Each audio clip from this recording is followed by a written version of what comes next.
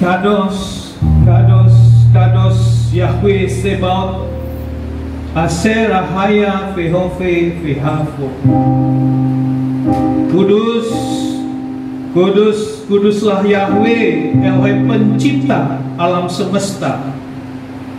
Engkau yang sudah ada, Engkau yang ada, dan Engkau yang akan datang.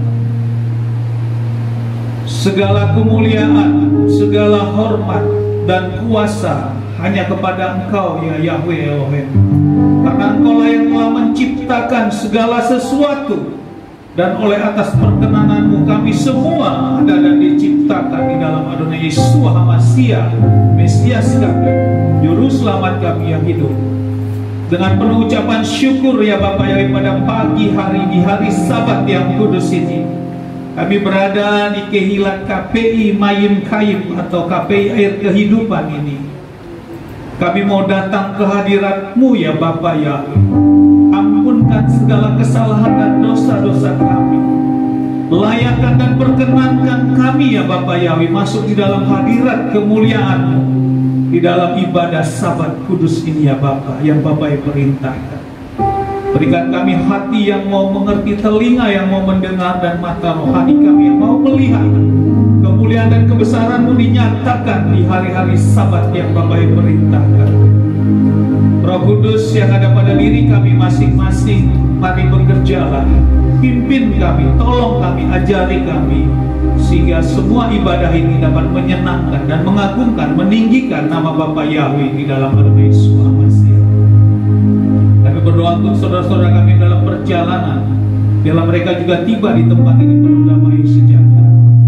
Segala bentuk rancangan intimidasi setan dalam bentuk apapun yang mengganggu ibadah ini, kuasanya kami gagalkan, kami tolak di dalam nama Adonai Yesus HaMashiach. Terima kasih ya Bapak, biarlah kemuliaan-Mu turun bagi kami semua di dalam ibadah Sabat yang kudus ini. Haleluya, haleluya, amin. Mari kita siapkan, kita tetap berdiri, kita pujikan Roh Kudus.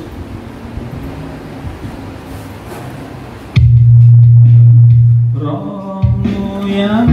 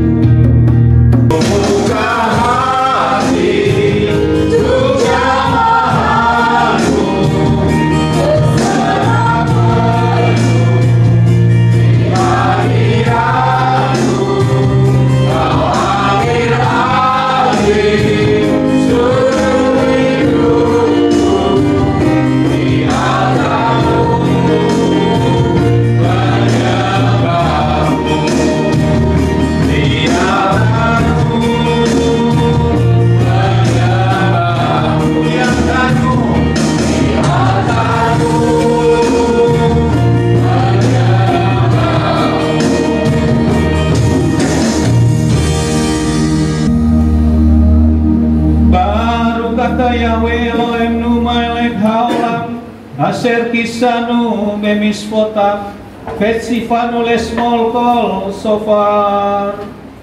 Terberkatilah Yahweh Elohim kami, Raja alam semesta, yang menguduskan kami dengan perintah-perintah-Mu dan memerintahkan kami untuk mendengar sofar.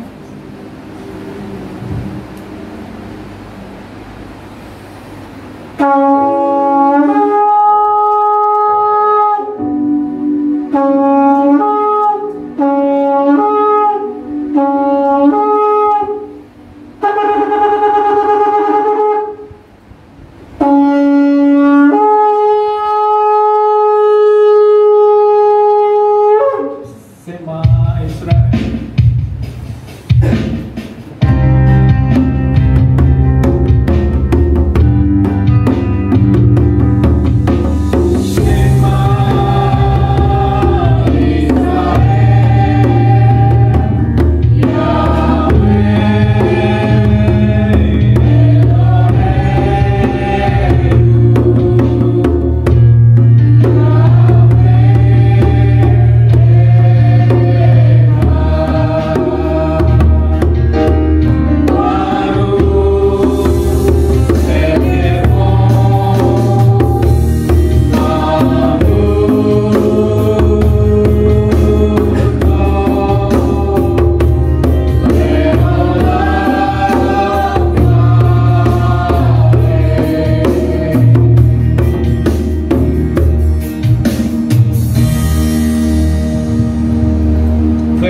ata Yahweh Eloheka, vegol lehata, huvekol nafseka, huvekol meodeka.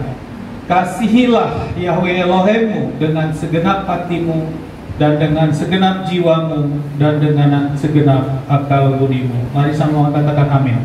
Amin. Kita pujikan satu persembahan pujian lagi Bapak Ibu untuk kita datang kepada hadirat Bapa Yahweh. Baru Yahweh. Haleluya.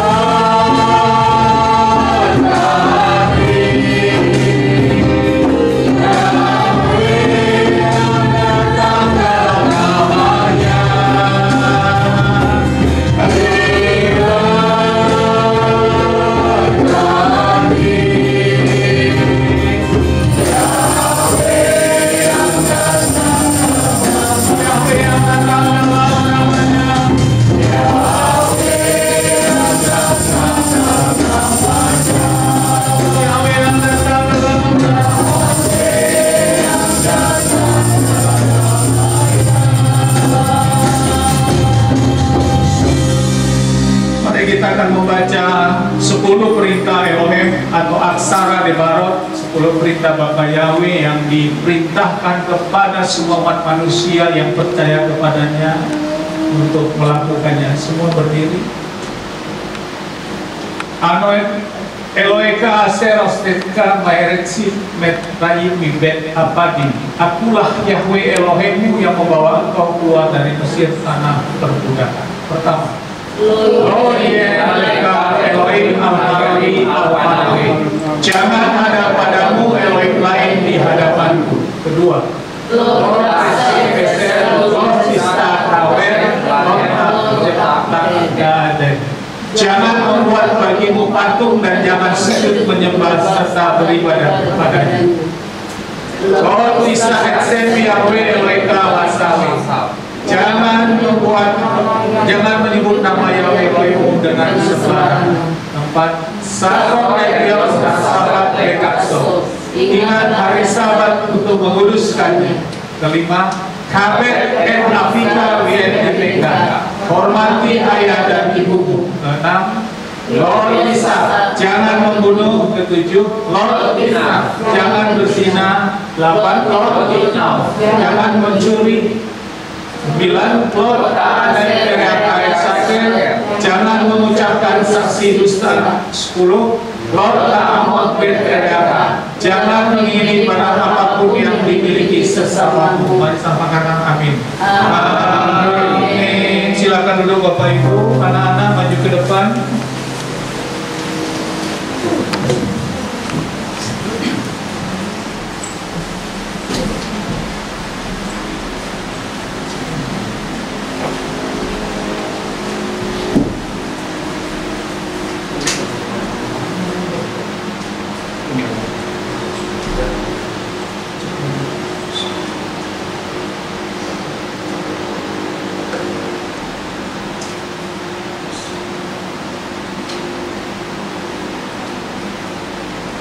Mari kami undang Bapak Ibu ganti berdiri, kita mendoakan anak-anak kita.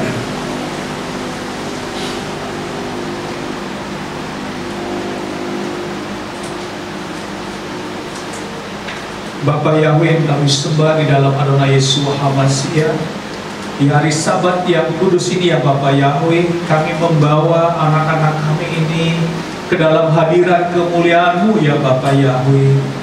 Inilah anak-anak generasi-generasi penerus di dalam keluarga kami masing-masing.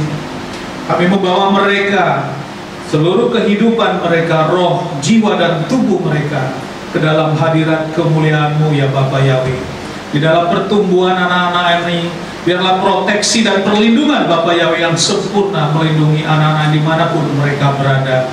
Dalam studi mereka, dalam pelajaran mereka, mereka akan diberikan kecerdasan, kepintaran, sehingga mereka menjadi anak-anak yang tidak dipermalukan dimanapun mereka berada. Apa yang dicita-citakan anak-anak ini semuanya menjadi berhasil dan diberikan kemudahan jalan keluar.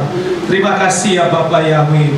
Biarlah kuasa ikatan kutuk apapun yang mengikat terhadap anak-anak ini, baik kutuk leluhur, kutuk nenek moyang, kutuk orang tua, kutuk sakit penyakit, kutuk malapetaka, kutuk penderitaan, kutuk kemalasan, kutuk kebodohan, kutuk kemiskinan, kutuk pemberontakan, kuasa kutuknya kami putuskan di dalam nama Adonai Yeshua HaMashiach. Biar Roh Kudus yang Bapa Yahweh utus di dalam nama Bapa, di dalam nama Adonai Yeshua HaMashiach memenuhi kehidupan anak-anak ini. Mereka akan diberikan hikmat, mereka akan diberikan penglihatan-penglihatan dan pewahyuan di dalam nama Adonai Yeshua HaMashiach. Dan kami berdoa tepat pada waktunya anak-anaknya akan diberikan jodoh sesuai dengan kehendak Bapa Yahweh, dan diberikan teman-teman yang membangun dan dijauhkan teman-teman yang merusak. Di dalam nama Adonai Yeshua HaMashiach kami berdoa mengucap syukur. Haleluya. Amin. Silakan berdiri dulu. Bangkit berdiri, kita akan bersuka cita karena ini hari Sabat. Kita akan menyanyikan saudara Sabat Shalom. Kalau ada yang punya panji, boleh diangkat panjinya. Sabat Shalom, sampai kita belajar saudara ya. Sabat Shalom, Sabat Shalom, Sabat, Sabat, Sabat, Sabat Shalom, Sabat Shalom, Sabat Shalom, Sabat, Sabat, Sabat, Sabat Shalom, Sabat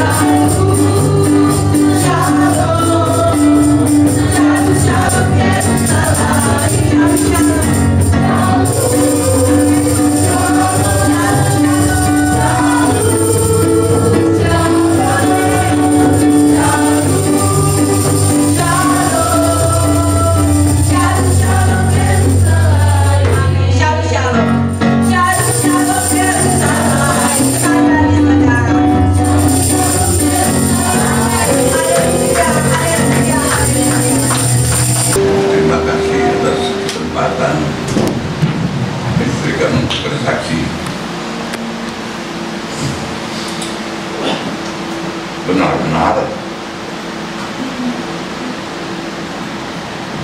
Bapak Yahweh itu hebat dan luar biasa. Pada hari Sabat ini waktu kami mau datang kemarin sore, mobil jadi itu dia meledak, semua koi di atas mandi dalam mobilnya, untung nggak terbakar. Wah, bagaimana kita mau berangkat besok pergi di ibadah. Udah begitu terpaksa hubungi kita mau datang ke rumah saya lambat, baru kita tergilang-gilang, tapi nggak jadi karena mobil saya ada mengalami halangan. Saya pergi ke rumah itu, datang tamu waktu malam itu, tamu ini aneh.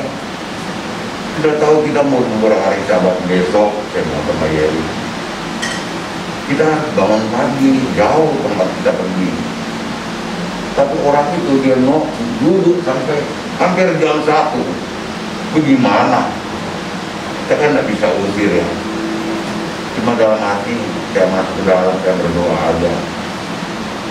Udah akhirnya dia pulang. Begitu dia pulang, kita tidur dan tinggal sedikit waktu. Ketiduran, bangun tepat jam 6. Wah, saya marah sekali. Aduh, itulah kau teman itu datang kemari begini. Ini sekali ini hari Sabat. Nah, udah begitu, sudah dia bilang saya antar papa ke rumah Iken aja. Kira-kira Iken harus lagi. Iken kemarin kita selesai. Dan mana kaki saya sakit sekali aja. Tidak sakit, Opa, sehat. Bukan lain. Baik, terima kasih Opa untuk seluruh jemaat. Jadi Opa adalah memang sudah usia berapa sekarang Opa? 80. Jalan 85. Jalan 85 di suatu anugerah yang diberikan Bapak Yahweh untuk Opa. Firman mengatakan 70 tahun dan ini sudah zaman usia bonus Opa. Ya, ada tersehat, semangat. Apa yang Opa saksikan buat kita semua pada pagi hari ini menguatkan kami semua Opa. Opa dipakai luar biasa di usia Opa seperti ini, terus melayani dalam penginjilan yang memang itu yang diizinkan Bapak yaitu Opa. Dan tadi menyaksikan bagaimana halangan-halangan dan Opa bisa hadir ke sini. Amin. Bersama jabat Lebaho, ya Lebaho ini dulu juga sama kita di Lebaho. Opa sukses besar, kita terus Tempatnya dekat. teman-teman yang mau ya berkenan sini sudah ada tempat kita bisa menyembah nama baik sini. Oke Opa, terima kasih, sukses besar, Tuhan memberkati Opa.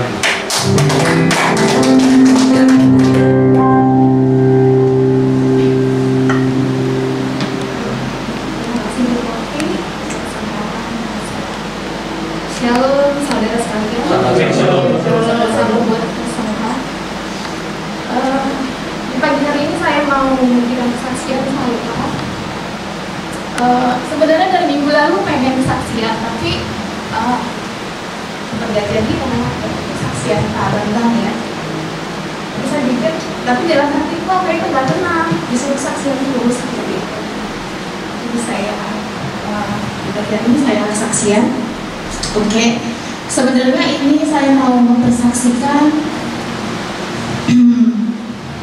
betapa hebatnya Bapak, betapa baiknya, dan betapa perlindungannya itu luar biasa saya rasakan.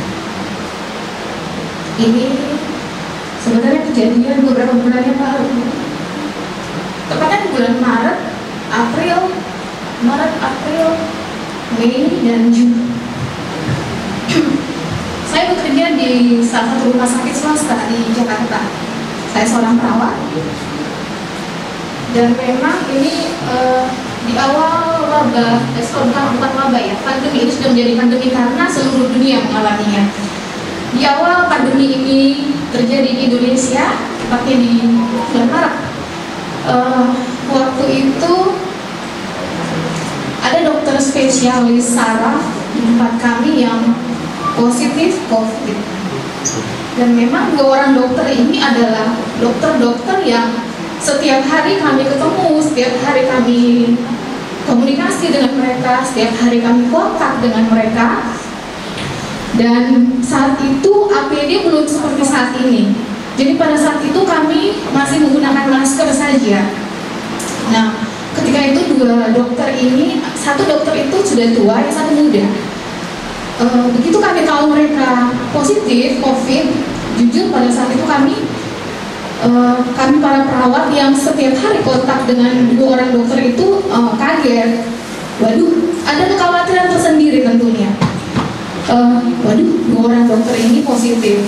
Dan dari pihak rumah sakit, biasa kebijakan dari tempat saya bekerja itu, ketika ada orang yang positif, entah itu pasien atau tenaga kesehatan, termasuk para dokter, kami siapapun yang pernah kontak dengan orang-orang yang positif itu akan ditelusuri, akan dikontak tracing, dan kami dilakukan screening COVID juga. Jadi waktu itu, tepatnya di akhir-akhir Maret, kami semua termasuk saya di screening COVID. Dan pada waktu itu, puji Bapak Yahweh, semua hasil lab darah saya normal. Dan kami dilakukan, jadi selain cek darah, ronsen. Jadi biasanya begini, di dalam pemeriksaan darah itu ada bagian-bagian pemeriksaan darah yang untuk mengetahui apakah ada viral infeksi atau maksudnya virus, infeksi virus. Nah, di bagian itu saya normal semua, dan puji Bapak Yahweh saya lihat, aduh, lab saya hitam semua, normal. Kemudian selain dicek lab, kami dilakukan ronsen paru-paru. Dan saat itu ronsen paru, puji Bapak Yahweh saya normal, karena saya ingat saya banyak sekali kontak dengan dokter yang muda ini. Kami ngobrol tanpa masker dan dengan jarak yang dekat. Padahal pada waktu itu belum 3M ya. Jadi waktu itu kami tidak menjaga jarak 1-2 meter. Jadi paling setengah meter gitu. Ngobrol tanpa masker. Dan saat itu dokter yang muda ini memang beberapa kali batuk-batuk. Kami gini, tapi kita tidak curiga dokter itu karena COVID, karena memang dokter ini sering flu, sering batuk. Jadi kita pikir, oh mungkin batuk biasa saja, begitu. Terus hasil ronsen paru-paru, puji Bapak Yahweh normal, tidak ada apa-apa, tidak ada bercak-bercak putih di paru-paru saya. Kemudian itu yang pengalaman pertama, saudara. Kemudian di April, jeda 1 bulan kemudian dari kejadian bulan Maret, saat itu ada pasien kami, usia sudah tua, 76 tahun, memang sudah ada komorbid, ada hipertensi, ada diabetes, ada juga stroke. Jadi dia masuk dirawat ke tempat kami itu karena stroke, karena memang ruangan saya itu khusus merawat pasien-pasien dengan stroke. Kemudian tanpa kami sangka, pasien ini dia tidak ada batuk, tapi yang membuat itu curiga adalah dia demam. Pasien ini karena stroke dan sudah usia tua, dia tirah baring lama. Pada saat itu dia demam, terus dokter bilang coba kita cek darahnya. Siapa tahu, karena tadi saya bilang dari pemeriksaan darah itu ada yang spesifik melihat apakah ada infeksi virus atau tidak. Ketika misalnya hasil lab itu abnormal dan dicurigai infeksi virus, biasanya kita akan arahkan coba di ronsen paru ada lagi pengalaman beberapa bulan ini, dan memang dari dokter pun begitu. Bedanya orang COVID dengan orang infeksi paru biasa karena bakteri, itu dua-dua paru-parunya ada bercak putihnya. Kalau misalnya dia karena infeksi bakteri, salah satu paru saja, karena paru-paru kita ada dua, dan salah satu paru, kalau infeksi bakteri itu salah satu paru, dan kalau dia ke COVID arahnya itu infeksinya itu kedua paru. Kemudian saat itu pasien ini demam, pas dicek darah ternyata darahnya abnormal, infeksi virus. Cari, kata dokter. Akhirnya kita lakukan pemeriksaan ronsen paru-paru waktu itu. Ketika ronsen paru-paru ternyata benar ada pneumonia di kedua parunya. Dan ketika di hasil kedua parunya pneumonia, kita lakukan scan, karena pada saat itu pemeriksaan swab belum seperti saat ini, dan di tempat saya bekerja itu pun kita belum punya alat yang untuk pemeriksaan swab sehari hasil ada, jadi masih harus kirim ke lab luar. Jadi pada saat itu kita lakukan scan toraks, scan paru-paru. Dari hasil scan memang jelas banget, dokter paru-paru juga bilang begitu dilihat hasilnya pasien harus isolasi, ini COVID gitu begitu. Terus setelah itu dilakukan swab, tapi memang swabnya dikirim ke lab luar karena di tempat kami belum bisa. Dan saat itu seperti saya awal tadi bilang, kami di kontak tracing siapa saja perawat dokter yang pernah kontak dengan pasien ini. Dan saat itu ternyata dari hasil kontak tracing, saya adalah salah satu perawat yang paling banyak kontak dengan pasien ini. Saya, oh bapak gitu. Pada saat itu saya khawatir, ada kekhawatiran. Saya paling sering kontak ternyata sama dia, gitu kan? Pada saat itu ada salah satu teman yang berkata, jangan takut, jangan khawatir. Serahkan pada Bapak yang Maha, Roh Kudus menyertai kamu sepanjang kamu bekerja. Kemudian esok harinya, dari begitu ketahui kontak tracing, langsung besoknya kami cek lagi, cek darah, ronsen. Ternyata begitu dicek darah dan ronsen, puji Bapak Yahweh, lab saya normal, ronsen paru-paru saya normal. Padahal saya paling sering kontak dengan pasien itu, dan kami hanya pakai masker, belum pakai APD seperti saat ini, karena APD saat itu sangat terbatas. Kemudian di bulan Mei, tepatnya di bulan Mei, saya waktu itu ditugaskan di ruang isolasi.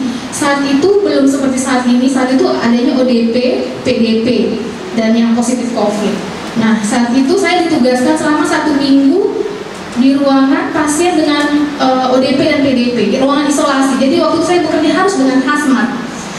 Di selama 1 minggu di tempat saya bekerja, saya berdoa sama Bapak dan Bapak. Aku percaya Roh Kudus menyertaiku sepanjang aku bekerja 1 minggu di tempat ini. Seperti itu. Terus Bapak, semua pasien yang ada di sini negatif COVID. Itu doa saya pada saat itu. Jadi selama 1 minggu saya dinas di tempat itu, puji Bapak Yahweh, seluruh pasien yang ada di situ, begitu pada saat itu 3 hari ada hasil. Begitu 3 hari ada hasil, kita langsung cari tahu apa hasilnya. Negatif. Wah, puji Tuhan, puji Bapak Yahweh, negatif.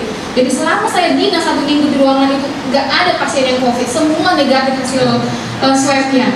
Itu hal yang luar biasa lagi. Kemudian di bulan Juni kemarin, salah satu teman kos saya, dan kebetulan dia juga teman satu tempat saya bekerja, tapi kami beda divisi.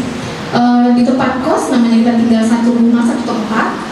Kita jujur kita tidak ada social distancing, tidak memakai masker, jadi ngobrol seperti biasa. Dan teman saya ini memang tidak ada gejala, jadi saya tidak curiga ke arah sana.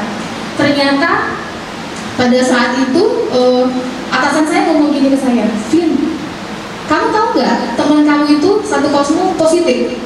Positif Kak? Iya, tadi beberapa hari yang lalu cek. Enggak. Kamu ada kontak? Ada, karena satu tempat tinggal, kami hampir setiap hari kontak, ngobrol tanpa masker, tanpa itu jarak jauh. Kalau gitu kamu harus di screening lagi. Jadi berturut-turut tuh saya melakukan screening, dan di bulan Juni itu seperti cek darah, ronsen dilakukan, dan kali itu di bulan Juni kami swab. Karena pada saat itu sudah dipermudah, swab sudah diberlakukan buat siapapun, dan saat itu kami swab. Cuma memang waktu itu menunggu hasilnya agak lama. Selama menunggu hasil, saya selalu berdoa. Mazmur 91 itu selalu menjadi andalan saya. Saya ingat sekali, Mazmur 91 ayat 7 itu berkata, walau 1.000 rupiah di sisiku dan 10.000 di sebelah kananku, itu tidak akan mendekat kepadaku.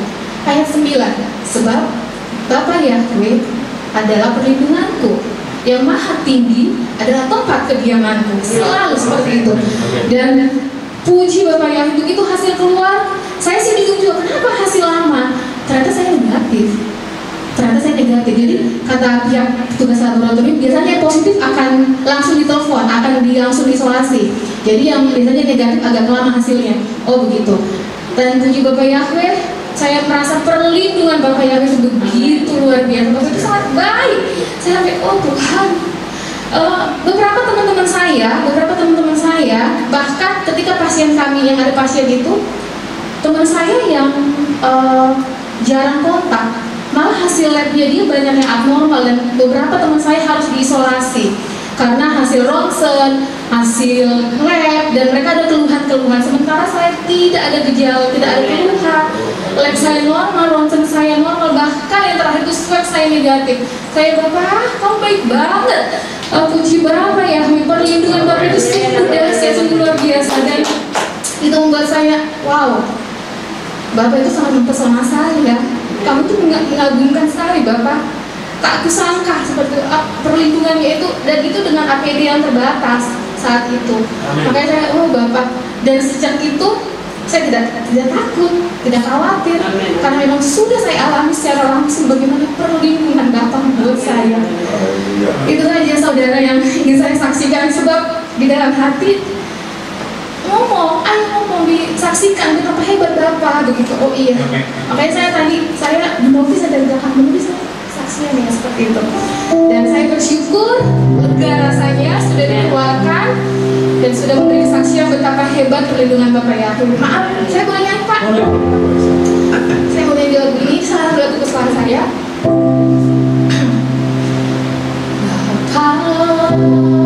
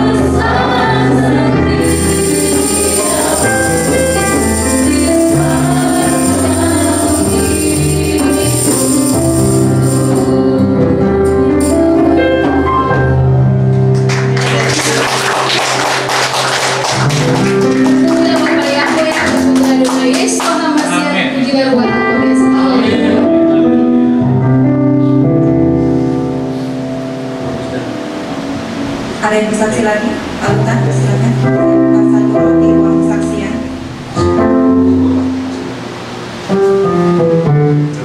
Ya baik Bapak Ibu, adik-adik sekalian, ya kesaksian dari Saudari Vina ini menguatkan kita tentunya ya Bapak Ibu sekalian, bahwa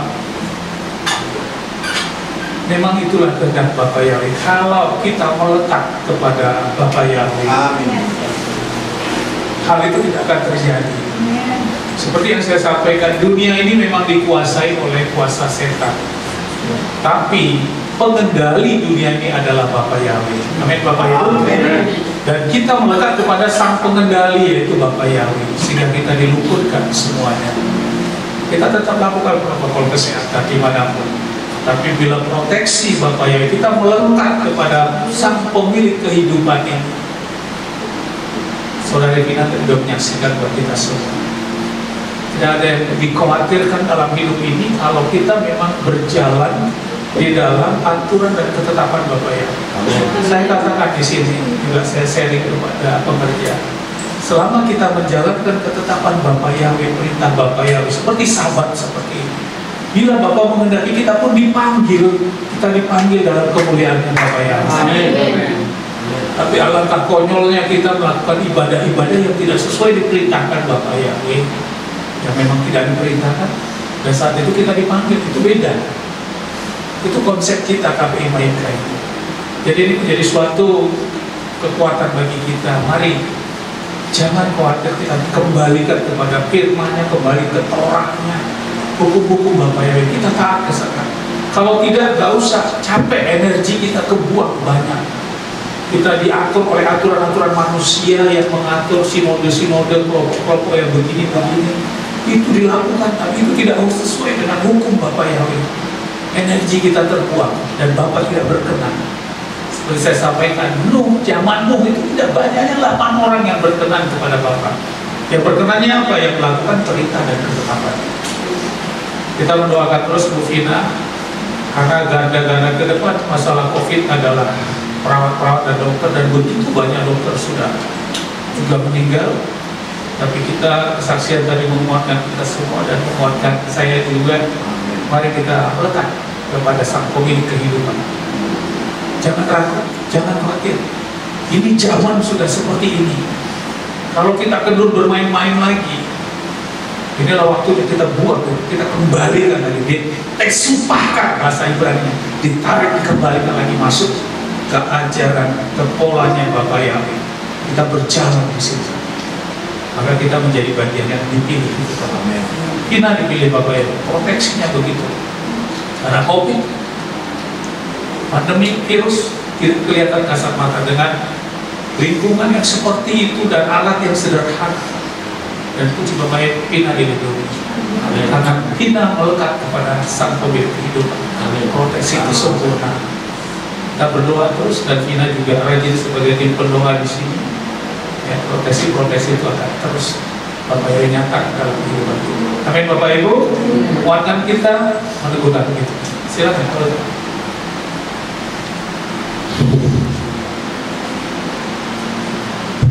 Shabbat Shalom. Amin. Shabbat Shalom.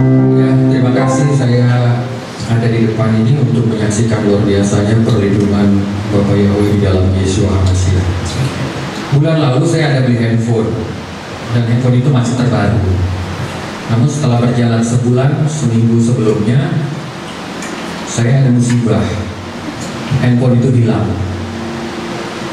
Bapak Ibu bisa merasakan bagaimana handphone sekarang adalah orang kedua di dalam hidup kita.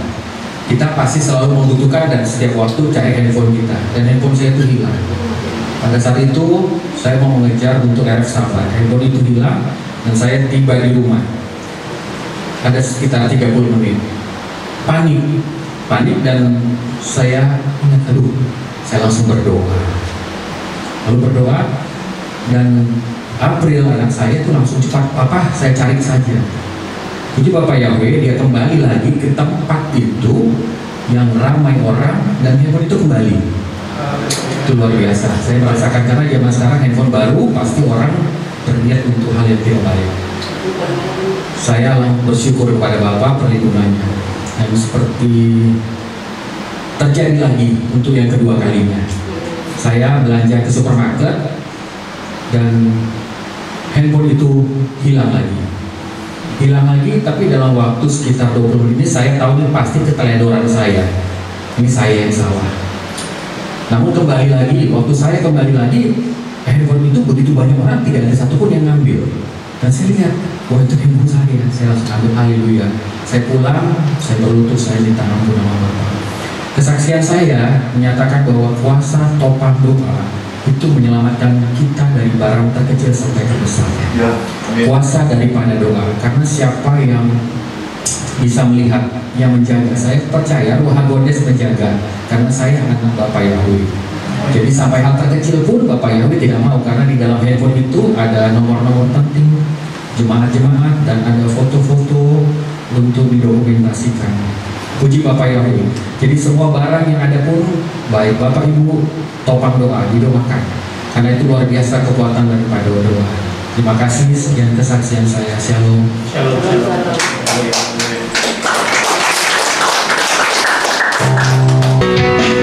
Sudah ada ya. Harison Fema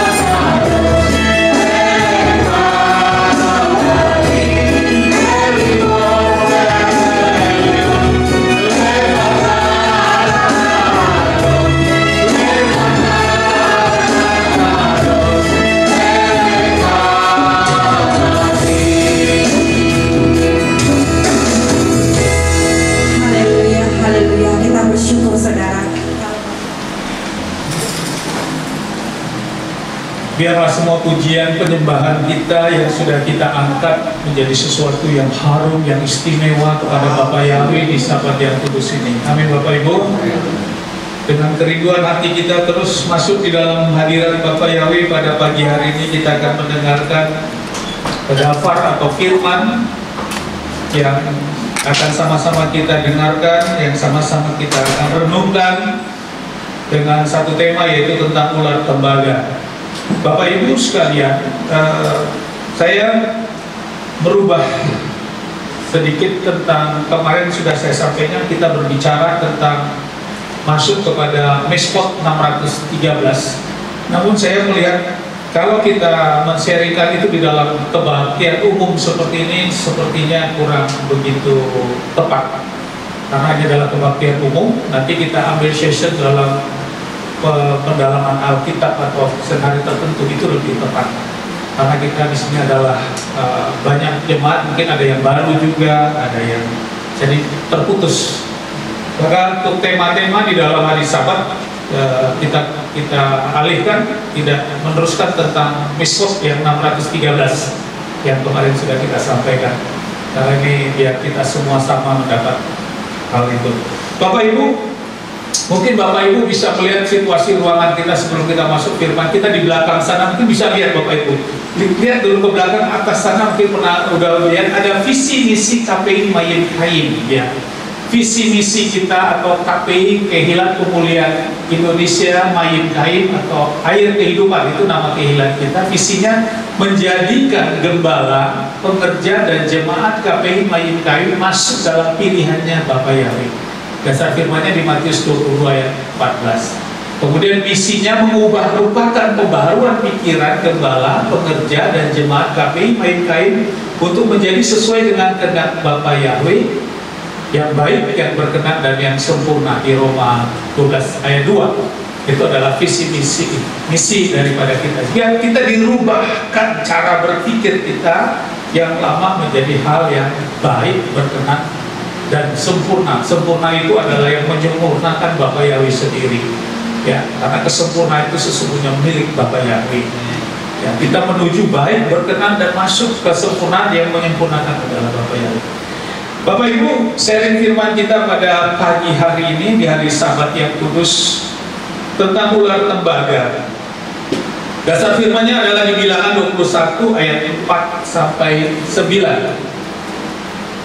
Kita akan baca di sini ayat 4. Dan mereka berangkat dari Gunung Hor ke arah Laut Suf untuk mengelilingi tanah Edom. Tanah Edom. Dan jiwa bangsa itu menciut di perjalanan. Ini yang garis bawahnya. Masuk tanah Edom, jiwanya bangsa Israel pada saat perjalanan dari Mesir menuju tanah Kanaan 40 tahun, dia ada masuk, nama tempatnya adalah tanah Edom. Dan di sini jiwa bangsa itu menciut di perjalanan. Ada apa? Kok menciut? Berarti perjalanan sebelumnya mereka tidak menciut, kan begitu? Di tengah perjalanannya dia ada menciut. Ayat kelima. Dan berkata-katalah bangsa itu melawan Elohim dan melawan Musa. Akibat menciutnya ini mereka akhirnya melawan Bapa Yahweh dan melawan Musa. Dengan mengatakan, mengapa engkau membawa kami dari Mesir untuk mati di padang gurun ini? Karena tidak ada roti dan tidak ada air, dan jiwa kami jemu pada roti yang memuakan ini. Padahal roti sudah diterima, yaitu roti mana. Tapi mereka berkata, muak dengan roti mana. Begitulah bangsa itu. Padahal itu roti yang turun dari sama ini. Tapi ucapan itu disampaikan oleh bangsa Israel. Ayat 6. Dan Bapa Yahweh mengirimkan ular-ular tedung ke antara bangsa itu, dan mereka memangut orang-orang itu, dan banyak orang dari bangsa Israel mati. Ayat ke-7. Dan datanglah bangsa itu kepada Musa dan berkata, kami telah berdosa karena kami telah berkata-kata melawan Yahweh Elohim dan melawan engkau. Berdoalah kepada Yahweh dan biarlah dia menyingkirkan ular-ular ini dari kami. Dan Musa berdoa demi bangsa itu.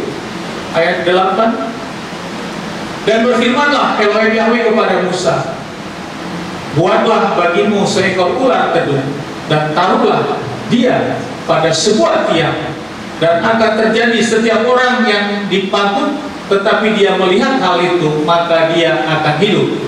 Ayat 9, dan Musa membuat sebuah ular tembaga dan menaruhnya pada sebuah tiang, dan terjadilah ketika ular itu memagut seseorang, lalu ia memandang ular tembaga itu, maka dia hidup.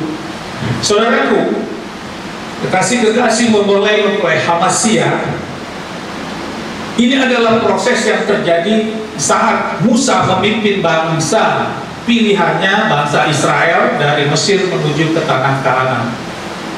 Bahwa perjalanan ini ditempuh dengan waktu 40 tahun, saudara. Namun kalau melalui proses saat ini dari Mesir ke tanah Kanaan menggunakan bus itu kurang lebih 12 jam sudah tembus. Ya, tapi dalam berjalan dia menempuh perjalanan 40 tahun. Dan ini adalah kehendak Bapa Yahweh membawa bangsa Israel seperti itu.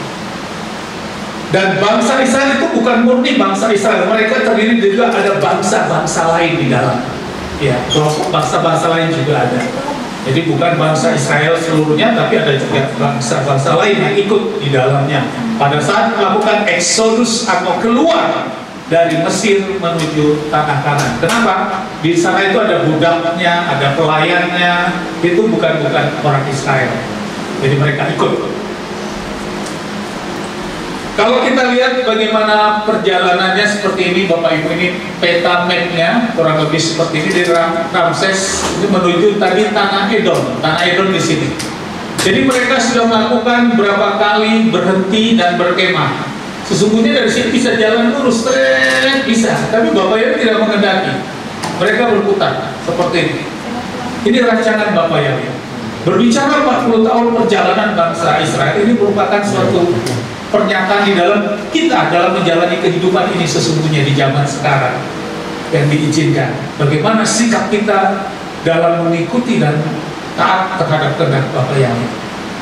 Apa kita bersungut-sungut, apa kita ciut seperti tadi? Itu bagian dari kehidupan kita sekarang ini dalam menjalani kehidupan ini.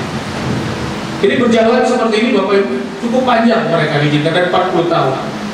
Dan mereka berhenti apabila tiang awan itu berhenti, maka mereka berhenti dan berkemah. Berkemah, mereka membuat kemah-kemah, termasuk kemah pertemuan. Mereka melakukan bait Elohim ada di situ. Mereka melakukan penyembahan di situ. Tiang awan, tiang api persiapan mau bergerak, mereka juga bersiap berkemas, mereka bergerak selama 40 tahun. Perjalanan seperti itu. Kalau kita lihat di dalam Bilangan 33 ayat 1 sampai 51, Bapak Ibu bisa catat saja. Di sini adalah perjalanan bangsa Israel. Mulai dari keluar dari Mesir, dari Sukot, dari sini pertama mereka berjalan. Ini tempat-tempat mereka berhenti. 1, 2, 3 terus Mitam, Migdol, Mara, Elim, ini nama-nama tempatnya. 20. Kemudian di sini dia, ya ini Gunung Hor tadi. Jadi Gunung Hor tadi berada di perkemahan mereka ke-33, Bapak Ibu. Mereka berhenti berkemah. Karena mereka berkemah selama 40 tahun adalah masuk ke tanah Kanaan itu sebanyak 41 kali. 42-nya masuk tanah Kanaan. Amin Bapak Ibu. Jadi selama 40 tahun mereka berjalan, bangsa Israel ini dipimpin oleh Mose, mereka berkemah 41 kali dan masuk 42 tanah Kanaan. Tapi bukan jumlahnya dibagi 40 tahun dibagi 41, tidak. Itu sesuai rancangan Bapak berhentinya kapan. Mereka berhenti, mereka berkemah. Maka di situ mereka membangun. Mereka bisa berhenti 1 bulan, 2 bulan, 3 bulan di situ. Bukan berkemah berhenti sebentar. Tidak, dia lama di situ. Sehingga di situ mereka membangun kemah-kemah pertemuan. Dan bait Elohim ada di situ dan mereka melakukan penyembahan di situ. Amin Bapak Ibu. Kita bisa harus paham ini dengan perjalanan ini. Nah, sampai 42. Dasar firman-Nya di dalam Bilangan 33 ayat 1 sampai 51, Bapak Ibu nanti bisa melihatnya. Dan di Gunung Hor, ya, Proses terjadinya bersungut-sungut tadi berada di Gunung Hor. Menciumnya hati bangsa Israel berada di Gunung Hor. Berarti saat perjalanan ini belum ada kata-kata mereka mencium, tapi pas di Gunung Hor mencium. Berarti ada apa? Ya padahal tinggal dikit lagi nih. 1, 2, 3, 4, 5, 6, 7. Misalnya kalau perbandingan menuju ke tanah Kanaan. Untuk mencapai suatu impian, setan bekerja di dalam kehidupan kita seperti itu sekarang. Ya, menjatuhkan iman kita, menjatuhkan harapan kita, setan bekerja. Kalau kita kalah, jatuh di situ. Padahal berkat-berkat itu sudah sebentar lagi mau didapat, tanah Kanaan sudah mau didapat. Amin Bapak Ibu. Ini yang diilustrasikan atau dihadapkan dengan kehidupan kita sekarang. Oleh karena itu, dalam menjalani kehidupan kita, apapun doa-doa Bapak Ibu, apapun kerinduan doa-doa Bapak Ibu, dan itu sudah sesuai rule-nya Bapak Yahweh, jangan kendor, berjuang, lakukan, karena berkat itu sesungguhnya sudah di depan. Kalau kita jatuh, kita lemah, maka berkat yang dijanjikan tanah Kanaan sama seperti itu, tidak bisa kita dapat. Amin Bapak Ibu. Ini proses seperti itu. Selanjutnya kita lihat di dalam Matius 1 ayat 2 sampai 17. Ini penggenapannya 42 tahun masuk tanah Kanaan, ternyata juga sama. Jumlah silsilah dari Abraham sampai Yesua jumlahnya 42 keturunan. Masuk ke Yesua adalah 42 keturunan. Dasar firmannya di Matius 1 ayat 2 sampai 17. Bapak Ibu bisa buka, baca di situ. Per 14, 14, 14 semuanya 42. Kok sama ya? Ya sama. Itulah firman. Kita kembali kepada firman. Jadi penggenapan Torah itu dinyatakan di dalam zaman Yesua HaMashiach. Kita paham ini, maka makin kita lebih semangat dan setia. Kita tidak mau melenceng keluar lagi dari aturan-aturannya yang Bapak Ibu perintahkan. Karena 42 ini adalah Kanaan, tanah yang berlimpah susu dan madu, dan 42 ini adalah kedatangan Yesua HaMashiach sang penyelamat iman kita. Amin Bapak Ibu. Dalam keturunan Abraham sampai Yesua HaMashiach. Ini penggenapannya. Ayat 17 dikatakan, di ayat 17-nya Matius 1 ayat 17. Jadi dari Abraham sampai Daud seluruhnya 14 generasi. 14. Dari Daud sampai pembuangan ke Babilonia ada 14 generasi. 14 tambah 14. Dari pembuangan ke Babilonia sampai HaMashiach ada 14 generasi. Jadi kalau dihitung 14, 42. Sama seperti bangsa Israel berjalan, berkemahnya juga jumlahnya 42. Rahasia itu dibukakan, penggenapannya itu dinyatakan. Jadi Yesua memang menggenapi Torah itu. Pas di dalam Matius 5 mengatakan demikian. Menggenapi itu digenapi di dalam diri Yesua. Menggenapi apa yang belum lengkap dilengkapi oleh Yesua HaMashiach. Bukan menghilangkan, menghapuskan Torah. Amin Bapak Ibu. Kita sudah memahami tentang hal ini tentunya. Selanjutnya Bapak Ibu, kita lihat mengapa ciut tadi bangsa Israel. Ya, ada apa dia ciut? Kita mundur sedikit dari proses yang ada di Gunung Hor itu tadi. Di dalam bilangan 33, tadi dasar kita kan itu bilangan 21, kemudian di bilangan 33 ayat 37 sampai 39 dikatakan begini. 37. Dan mereka berangkat dari Kades dan berkemah di Gunung Hor. Sama ya, Gunung Hor di perbatasan tanah Edom. Ini tanah Edom. Ayat 38. Dan Imam Harun naik ke atas Gunung Hor atas perintah Bapak Yahweh dan mati di sana pada tahun ke-40 setelah orang Israel keluar dari tanah Mesir pada bulan ke-4 pada tanggal 1. Jadi masuk Hor ini sebenarnya sudah masuk ke tahun 40. Ya, perjalanannya 40 tahun, tapi berarti menjelang sudah dekat sesungguhnya. Jadi kalau kita lihat tadi tentang urutannya, tanah Hor di perbatasan Edom itu ada melakukan berkemah lagi, ada 1, 2, 3, 4, 5, 6, 7, ada 7, 8 lagi. Tapi 8 ini ditempuh berarti 1 tahun. Tidak banyak dia. Karena ini sudah masuk ke 40 sesungguhnya di tanah Hor. Jadi berkat itu sudah dekat. sudah mau dapat, tapi mereka bersungut-sungut di situ. Kemudian ayat 39, dan Harun berumur 123 tahun ketika ia mati di Gunung Hor. Jadi di Gunung Hor inilah Harun mati, Bapak Ibu. Lewat proses Harun mati di Gunung Hor, maka ciutlah bangsa ini karena pemimpinnya satu hilang. Karena yang memimpin bangsa Israel adalah pada saat mereka melaksanakan Exodus atau keluarnya dari Mesir menuju tanah Kanan, Mose dan Harun. Dan di sini meninggalnya Harun di usia 123 tahun. Kalau Musa meninggalnya usia 120 tahun. Jadi tuaan Harun daripada Musa. Tapi Musa juga tidak masuk ke tanah Kanaan. Karena apa? Karena mereka melakukan perintah Bapa Yahwe tidak dilakukan oleh mereka.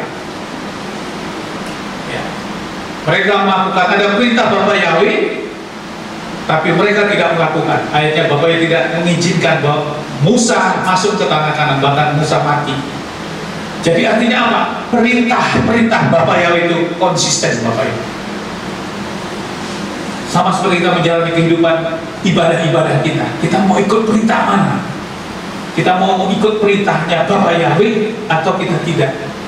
Disinilah Bapa Yahwe juga menyatakan bahwa Harun meninggal di Gunung Hor, di Nebo, tanah Edom. Gunung Hor di tanah Edom.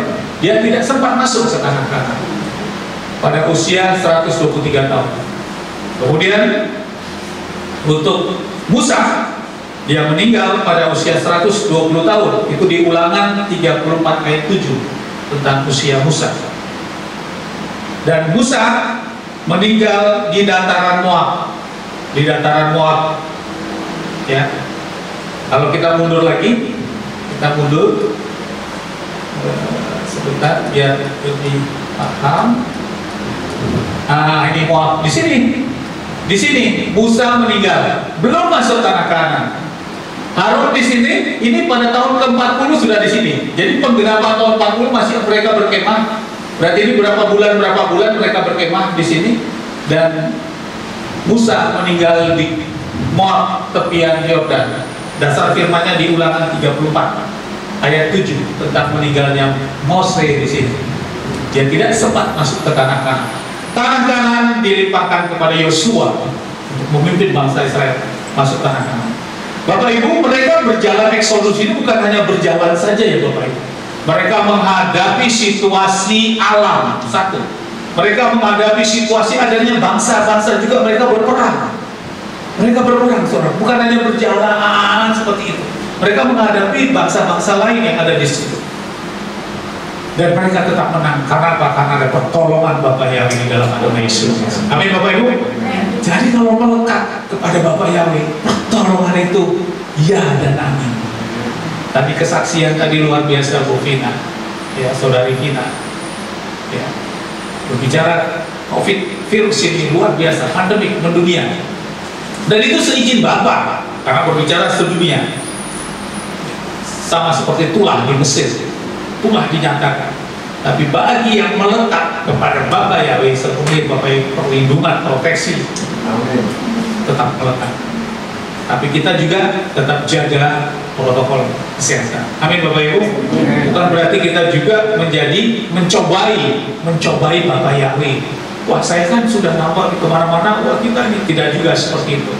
Kita tetap jaga sesuai dengan anjuran yang ada dan kita menjalani kehidupan ini, tapi kita doa kita, keehatan kita, keintiman kita terus, maka proteksi itu dinyatakan.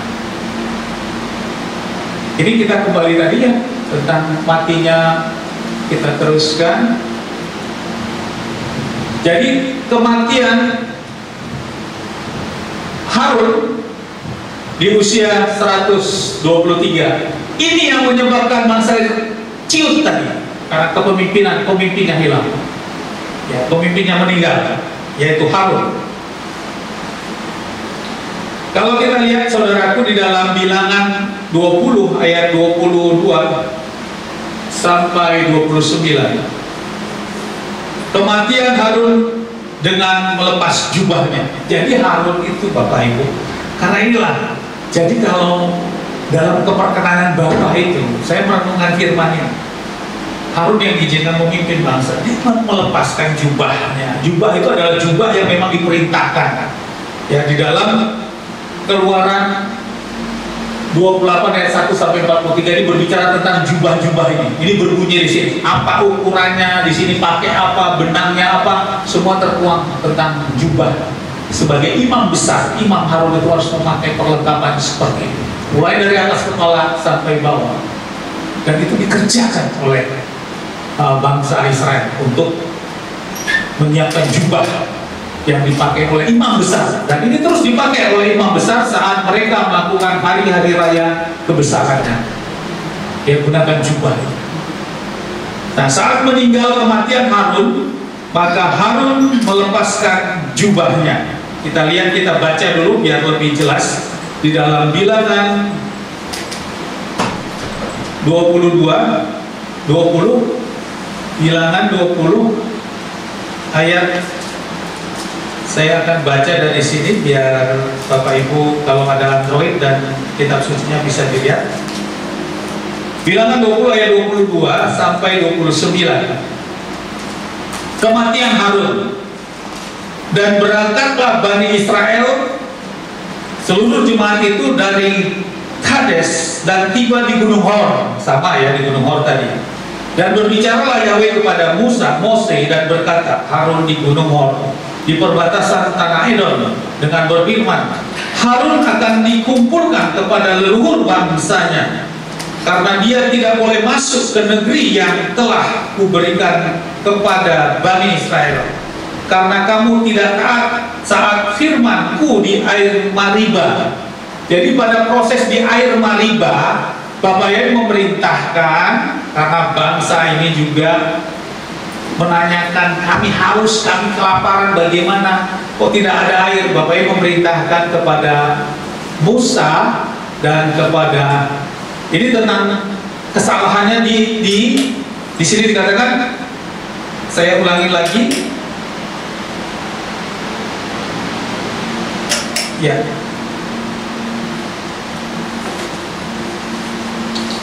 Karena kamu tidak taat atas firmanku di air Meriba. Ini proses di air Meriba di mana Bapak Ibu memerintahkan saat perjalanan bangsa Israel sangat haus. Bapak Ibu memerintahkan, perkatakan kepada gunung itu, kepada batu cadas itu. Tapi Musa tidak melakukan ketaatan itu. Bahkan Musa mengatakan, keakuan Musa dinyatakan di situ. Dia tidak mengatakan bahwa ini adalah kehendak Bapa, tapi kehendak Musa. Ya, terjadi seperti itu. Kemudian perkataan, tapi Musa melakukan memukul tongkat. Artinya apa? Perintah Bapa Yahweh itu harus dilakukan. Kalau kita tidak menambah-nambahin, ya Bapa juga tidak berkenan. Betapa konsistensinya Bapa Yahweh terhadap firman-Nya. Kita renungkan tentang hal ini, sehingga inilah menjadi suatu kesalahan baik itu Harun maupun Musa, sehingga Harun dan Musa tidak masuk ke tanah perjanjian itu. Kita lanjutkan. Ambillah Harun dan Elisar anaknya dan bawalah mereka naik ke Gunung Hor. Anak dari Harun adalah Eliezer, dan tanggalkanlah pakaian Harun dan pakaikanlah kepada Eliezer anaknya, dan Harun akan dikumpulkan dan mati di sana. Dan Musa melakukan seperti apa yang telah diperintahkan Yahweh Elohim, dan mereka pergi naik ke Gunung Hor di depan mata seluruh jemaat. Ayat 28. Lalu Musa menanggalkan pakaian Harun dan memakaikannya kepada Eliezer anaknya, dan Harun mati di sana. Jadi ditanggalkan dulu jubah, baju kebesaran keimaman, dikasihkan, baru Harun meninggal.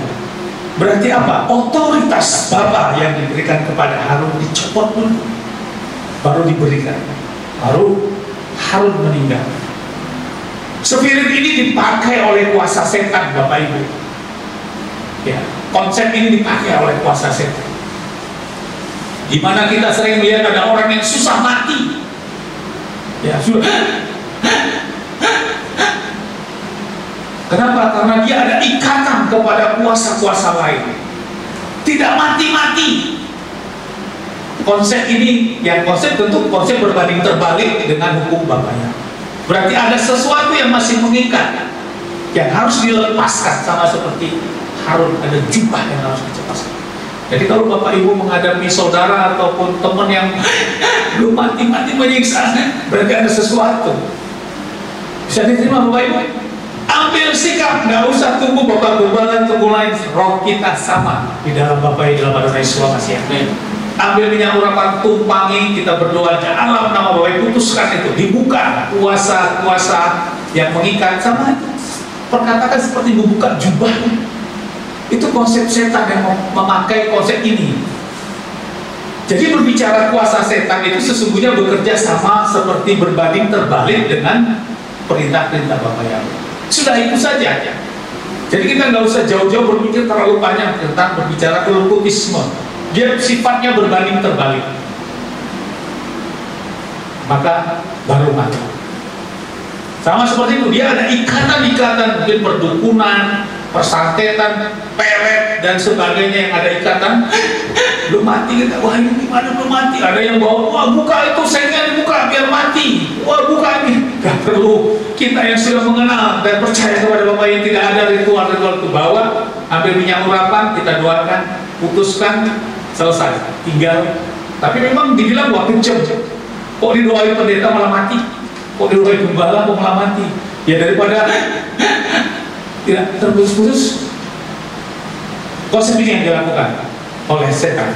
Dan Harun lepas jubahnya, jubah kebesaran ini diserahkan kepada anaknya Eliezer, baru Harun mati.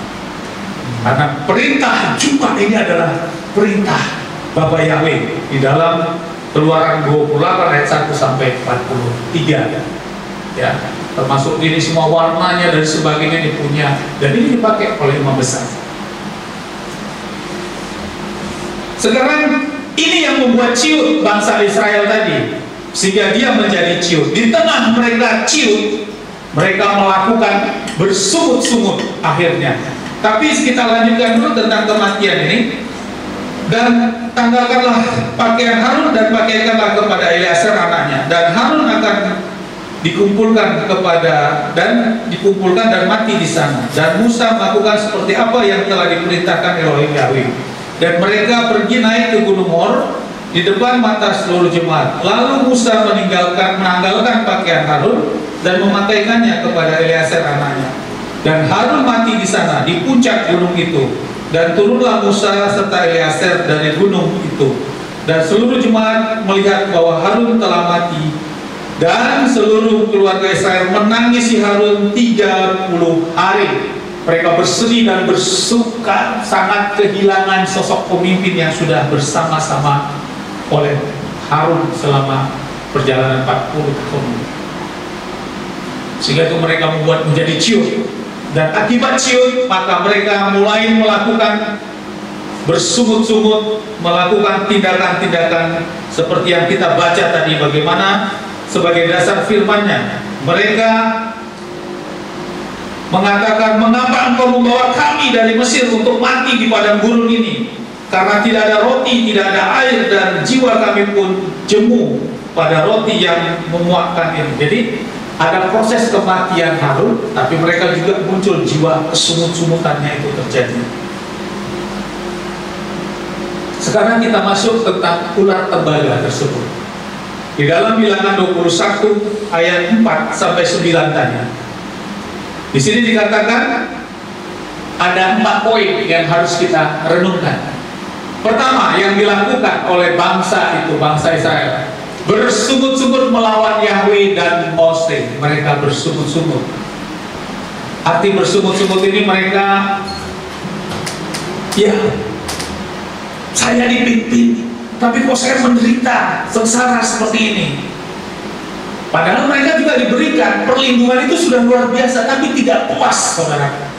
Dalam perjalanan sampai di Gunung Hor ini, mereka sudah dapat perlindungan Bapak Ibu. Pada malam hari berjalan dengan tiang api, pada siang hari panas di tiang awan. Mereka makan, tidak perlu lagi cari makan, memberikan mana pada hari Senin sampai hari Jumat. Hari Sabtu Sabat mana tidak turun. Itulah konsistensi Bapak Ibu tentang Sabat, dinyatakan di dalam perjalanan bangsa Israel. Hari Jumat mereka dapat double porsi, karena hari Sabat, hari Sabtu tidak ada turun mana. Kalau hari biasa ngambil double porsi, besoknya mana itu busuk, berulang. Tapi khusus untuk masuk Sabat, Jumatnya mereka kumpulkan 2 mangkok untuk makan mereka, itu tidak berulang. Kekonsistensian Bapak Ibu tentang Sabat menyatakan hari Sabtu. Mereka butuh protein, diberikan puyuh, sebagai protein mereka. Mereka di sana dalam perjalanan itu banyak ular, banyak kalajengking, mereka tidak dipangkut. Kasut mereka tidak rusak, sepatu kaki mereka tidak rusak, pakaian mereka tidak rusak. Kenapa? Karena ada kemuliaan Bapak Yahweh dinyatakan di situ. Bapak Yahweh hadir di situ, saudara, dan Bapak Yahweh ada pada mereka. Ini merupakan suatu hal yang perlu kita renungkan di dalam menjalani kehidupan kita. Pertolongan dan perlindungan Bapak Yahweh melekat kalau kita memang melekat kepada Bapak Ibu. Amin Bapak Ibu. Amin.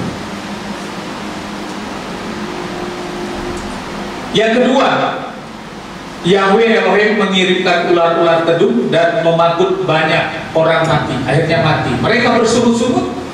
Akibat bersungut-sungut ini Bapak Yahweh mengirimkan ular-ular tedung. Ular-ular itu sudah ada di perjalanan, tapi ular-ular itu sekarang punya kuasa untuk memakut saudara. Kemudian poin yang ketiga, datang kepada Musa menyesal karena melawan Elohim Yahweh dan Musa, dan meminta agar ular-ular itu disingkirkan. Akhirnya mereka ketakutan dan akhirnya datang kepada Musa. Ya. Keempat, Bapak Yahweh memerintah untuk buat ular tembaga dan ditaruh di tiang. Orang yang melihat ular tembaga itu maka dia hidup. Ini yang terjadi saudara. 4 poin yang kita dapatkan di dalam Bilangan 41 ayat 4-9 tadi. Kita lihat dari poin pertama, kita lihat Bapak Ibu, bersungut-sungut melawan Bapak Yahweh. Di dalam 1 Korintus 10 ayat 9-10 dikatakan, jangan pula kita mencobai Hamasya, sama seperti beberapa orang dari mereka juga telah mencobai dan mereka binasa oleh ular. Ya, Paulus di Korintus mengatakan bahwa Paulus juga mengatakan ini berbicara kejadian bagaimana bangsa Israel pada saat bersungut-sungut. Maka dikatakan jangan pula kita mencobai Hamasya. Jadi jangan kita mencobai Bapa kita. Bapa kita tidak layak mencobai saudara. Tapi yang kita lakukan, kita berjuang untuk taat setia kepada perintah Bapak Yahweh. Ayat ke-10-nya, jangan pula bersungut-sungut sama seperti beberapa orang dari mereka juga telah bersungut-sungut dan mereka binasa oleh si pembinasa. Bapak Ibu, akibat kita bersungut-sungut, ya, kata bersungut-sungut mungkin yang lebih tepatnya kita ketidakpuasan, ya, merasa kita kekecewaan kepada Bapa seperti itu. Kok hidup saya seperti ini ya? Kok hidup saya sakit saya tidak sembuh-sembuh? Kok ekonomi saya tidak berubah? Kok anak saya seperti ini? Akhirnya kita bersungut-sungut sama Bapak. Jangan saudara. Tapi yang perlu kita lakukan adalah bukan kita bersungut-sungutnya, jangan kita mencobai, tapi kita introspeksi diri kita. Itu yang kita lakukan. Karena sesungguhnya Bapak itu tidak menghendaki kita seperti itu. Tapi yang harus kita lakukan, kita introspeksi diri kita. Bagaimana ibadah kita, bagaimana kehidupan kita, bagaimana pola garis keturunan kita.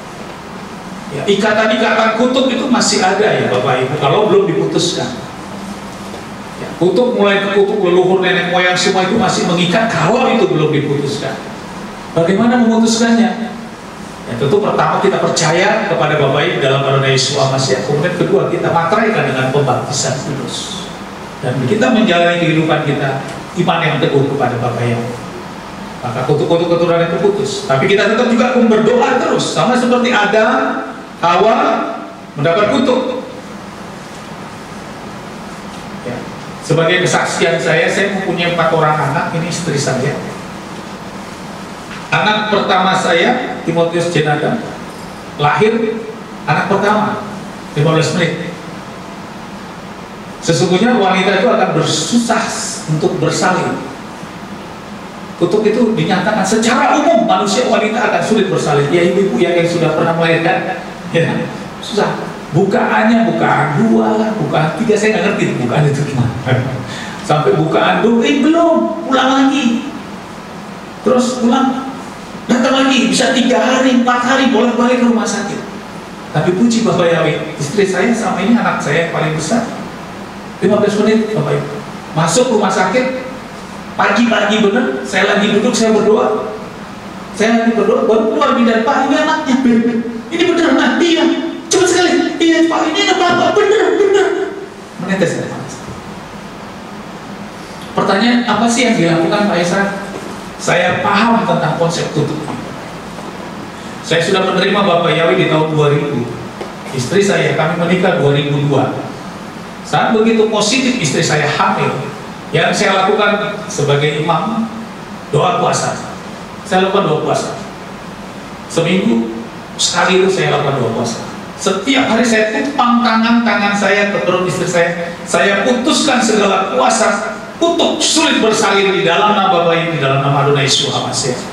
Saya lakukan itu.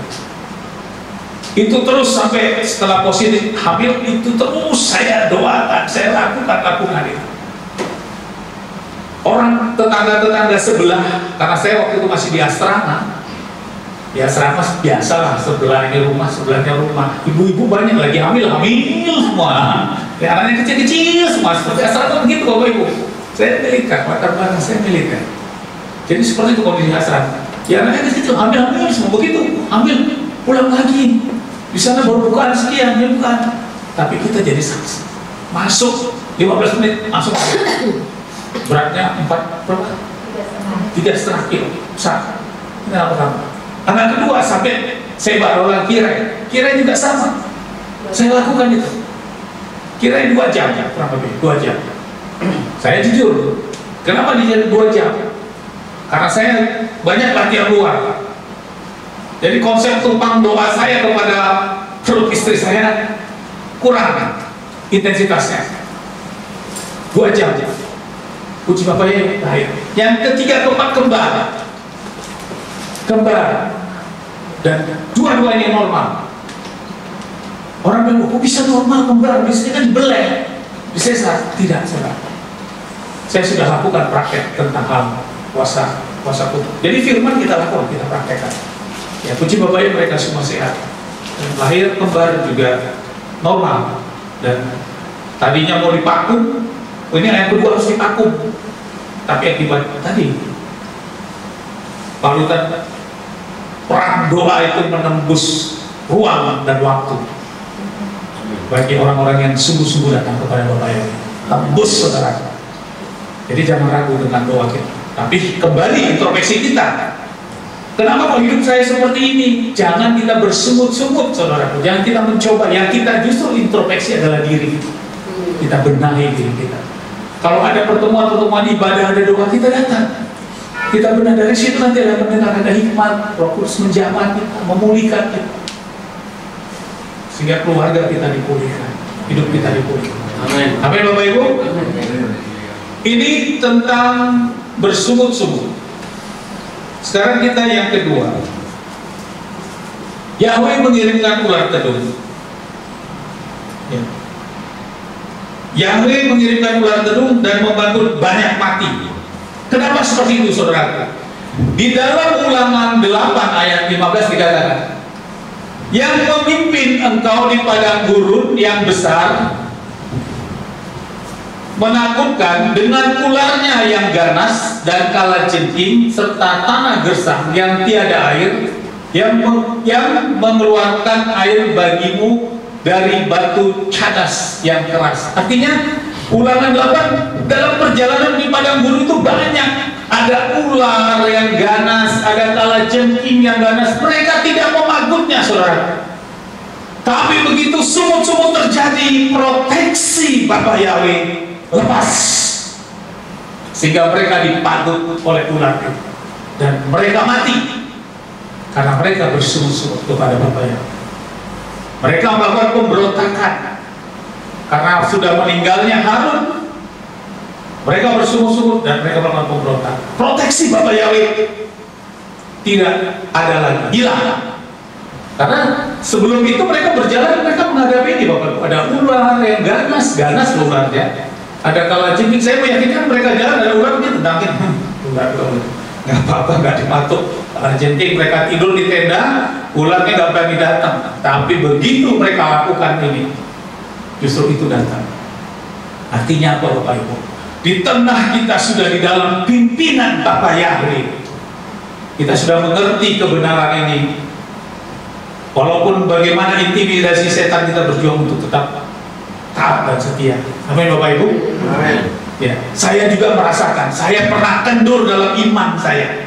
Saya keluar, miring sedikit. Ini yang terjadi. Ular-ular kalajengking itu serang saya. Ketidakdamaian sejahtera itu ada. Ya puji Bapak ya, kita kembali, saya kembali lagi. Ini nggak benar, saya pola saya, konsep hidup saya salah. Ini kita kejar konsep ini, perjalanan ini menjadi hikmat buat kita. Tapi kalau kita sudah benar di jalan itu, ular, kalajengking sebagainya tadi, virus ada di mana-mana. Saudara Vina menyaksikan. Itu sebagai kalajengking yang ada di mana-mana. Tapi proteksi Bapa Yahweh itu, kalau kita melekat, kalau kita tidak bersungut-sungut, kalau kita dekat sama Bapak, kita melakukan ketetapannya, perlindungan Bapak itu tetap. Sehingga tidak ada kalajengking, tidak ada ular yang berani menyentuh kita. Amin, Bapak Ibu.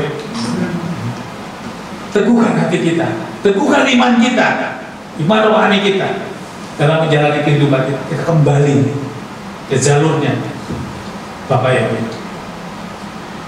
Yang ketiga, datang kepada Musa, menyesal karena melawan Yahweh Elohim dan Musa, dan meminta agar ular disingkirkan. Ada kesempatan ini, Bapak Ibu. Bapak Yahweh begitu mengasihi kita, saudara. Ya, saat kita mengaku akan dosa-dosa kita, mengaku akan kesalahan kita, kita mau datang kepada Bapak Yahweh. Bapak itu sangat mengasihi manusia. Bapak itu tidak tutup, setelah keluar tidak tutup. Kalau memang belum, memang waktunya Bapak menutup. Tapi kalau sudah waktunya Bapak menutup, tidak ada lagi kesempatan untuk bertobat, selesai sudah Bapak Ibu. Ini waktunya masih dibuka oleh Bapak Yahweh. Untuk kita yang keluar dari jalurnya, kita bertobat, minta pengampunan, masuk ke jalurnya Bapak Ibu. Di zaman Nuh, bahtera sudah tertutup, selesai sudah. Mereka teriak-teriak, tidak bisa lagi masuk. Sama seperti 5 gadis bijak dan 5 gadis bodoh. 5 gadis bijak membawa lenteranya dengan minyak cadangannya, rohnya menyala-nyala terus saat mempelai itu datang. Mereka tertidur, mempelai datang, tetap menyalanya. Tapi bagi yang 5 gadis bodoh, lenteranya mati, dia pergi, sudah tutup, tidak ada. Artinya apa? Artinya ada proses, saatnya nanti pengampunan itu sudah tidak bisa diterima. Serius, ini masih terbuka pengampunan kita dan kesalahan kita. Kita datang sama seperti ini, datang kepada Musa menyesal melawan Yahweh dan Musa dan meminta agar ular-ular disingkirkan. Tapi karena ada konsistensi kematian, saudara, karena sudah konsistensi, resikonya sangat ekstrim, mati. Tapi kalau zaman kita konsistensi tidak ada. Ya, kita keluar dari firman juga, oke, saya hidup kok. Saya diberkati kok, duit saya banyak. Ya, saya poya-poya main dunia malam juga happy saja karena karena hukuman punishment-nya itu tidak nyata. Kalau bangsa Israel nyata mati. Kalau saya bilang pada waktu itu Bapak Yahweh menghukum mereka tidak mati, saya yakin dengan tegar tengkuk bangsa Israel sendiri tidak akan terjadi. Mereka enjoy saja. Tapi kita di zaman kita saat ini diizinkan dengan kita keluar, kita memang tidak mendapat punishment atau hukuman yang langsung mati. Justru itulah karunia roh yang dinyatakan dalam hidup kita. Tapi kalau kita renungkan, saya berbicara seperti tadi. Pangeran Charles, pangeran Inggris saja kena COVID, ya COVID. Bagaimana protokol kesehatan seorang pangeran? Begitu lengkap, makan dijaga semua, perintah kena.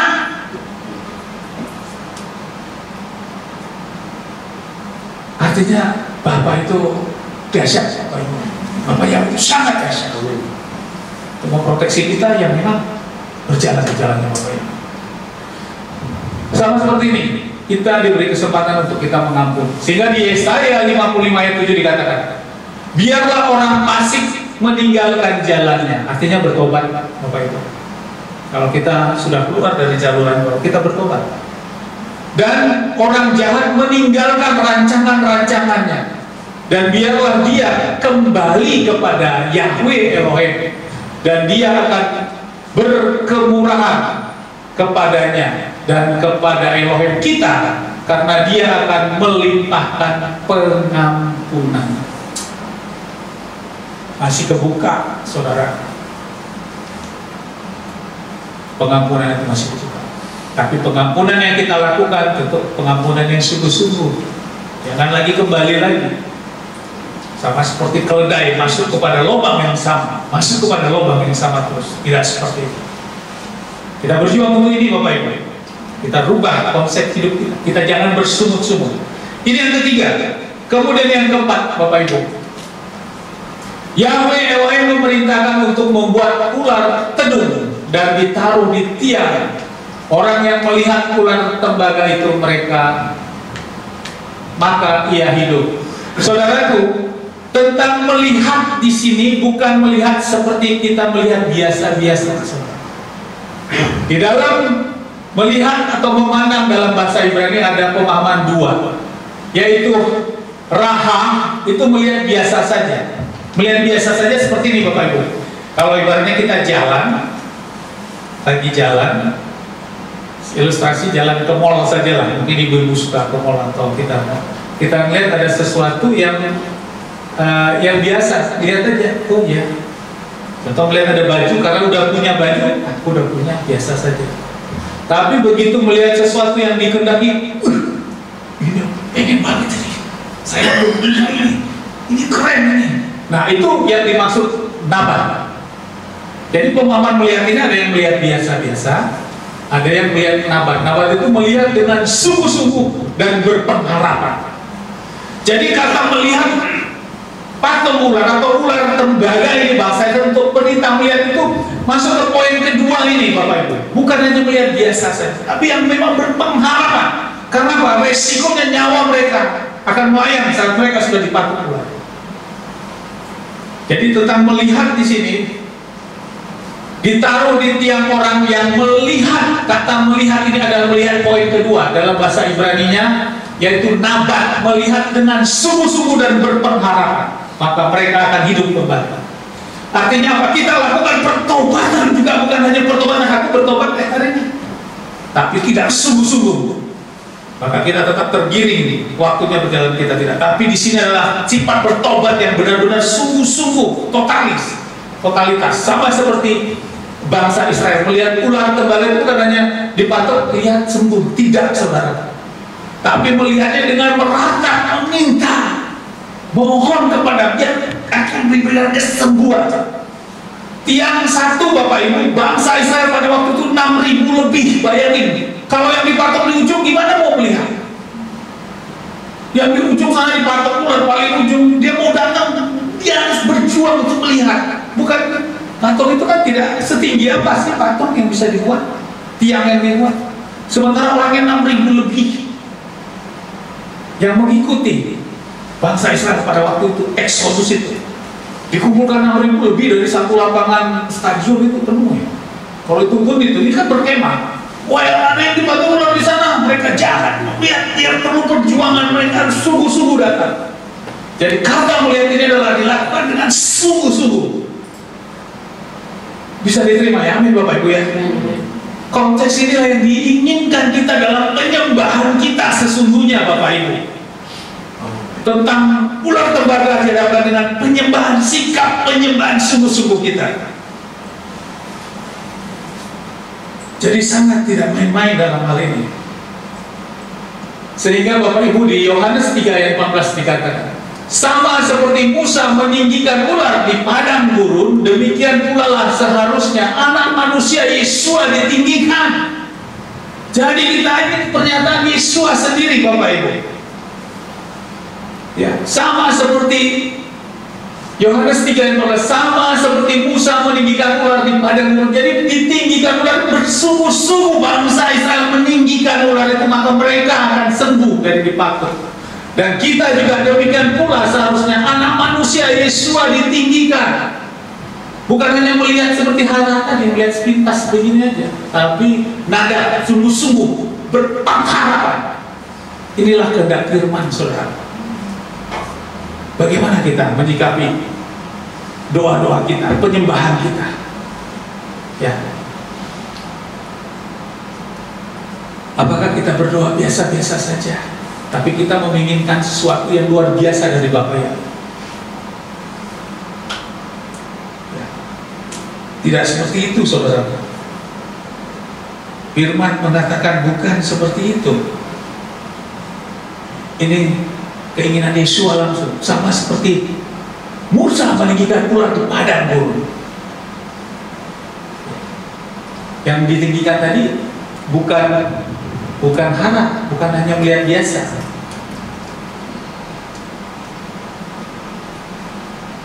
Ya, bukan di sini ya Bapak Ibu.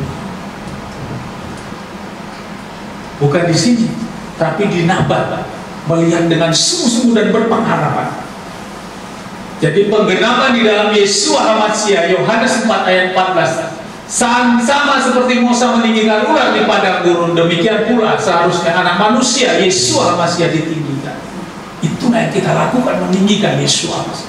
Jadi begitu dipimpin pujian penyembahan di sini, Bapak Ibu, worship leader mengatakan bahwa kita harus memuji, kita harus menyembah. Mujinya masih Tuhan. Tidak seperti itu, saudara. Sama seperti Musa meninggikan ular di ibadah, lakukan ibadah. Ya. Mohon maaf, saya masih bebas terikat, saudara. Harus laporan secara online. Kenapa saya sudah laporan? Jadi sama seperti ini, saudara. Untuk itu mengapa kita ragu memuji, menyembah Bapa Yahweh dalam kita melakukan penyembahan pujian-pujian kita? Karena sama seperti Musa meninggikan ular di padang, demikianlah pula kita seharusnya, demikian pula seharusnya anak manusia ditinggikan. Kita harus rubah konsep kita, konsep ibadah kita, konsep kita masuk dalam ibadah. Ya, mungkin kalau di zaman ada yang ibadah liturgi, amin. Ini kita ini, saya nggak tahu itu konsepnya dasarnya apa. Ya kita duduk di padu tidur, iya. Tapi di sini kita sungguh-sungguh. Jangan kebalik kita menyembah Bapa Yahweh ini begitu saat hiburan, ulang tahun, atau kita lagi pesta adat, wah kita motor sehebat-hebatnya. Begitu kepada Bapa Yahweh tidak. Hati-hati, konsep Bapa Yahweh menginginkan bukan seperti itu. Justru kita kepada Bapa Yahweh yang sungguh-sungguh melihat bagaimana Yesua HaMasiah sama seperti bangsa Israel melihat ular di padang gurun, yang bermohon, karena ini berbicara kehidupan dan kematian nanti.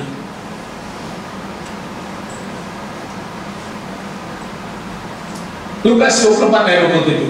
Dan Dia, Yesua, menjelaskan kepada mereka hal-hal mengenai dirinya di dalam seluruh kitab-kitab yang dimulai dari Musa dan dari seluruh para nabi. Kan sangat dinubuatkan sebelumnya. Apa yang dinubuatkan? Apa yang terjadi di zaman Musa terjadi di zaman Yesus.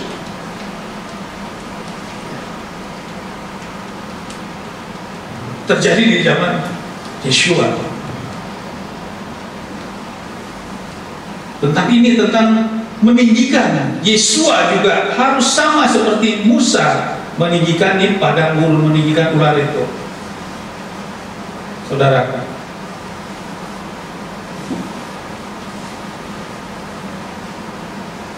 ini yang kita lakukan. Sekarang bagaimana konsep doa kita, saudara? Mungkin di sini ada yang saya juga belajar tentang doa-doa bangsa Ibrani, ya, bangsa Israel. Ya, saya merenungkan ini, tapi saya kembalikan, kita harus dapat renungan.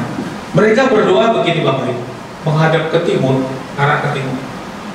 Baru kata, jadi tekuk lutut. Ya. Saya renungkan firman, di mana ada firman mengatakan tekuk lutut? Saya bukan menghakimi apa yang mereka lakukan, tapi kita kembali ke firman. Mereka berdoa, baru kata, ini berdoa mereka. Bahkan pada saat kata-kata baru ini ditekuk.